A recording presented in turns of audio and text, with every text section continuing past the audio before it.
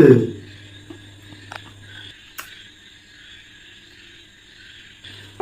এই স্বভাব আছে তোর?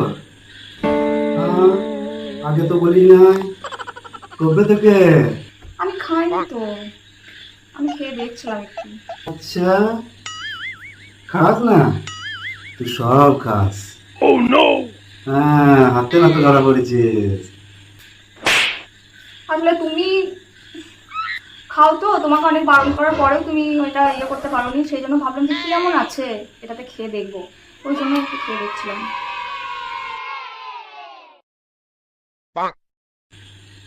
মাথা চুলকানো আছে?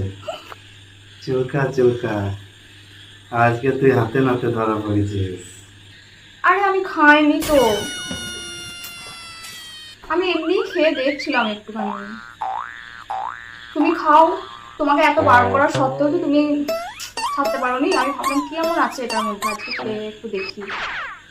কবে থেকে তাহলে? আরে খাইনি, আর কোনোদিন হবে না।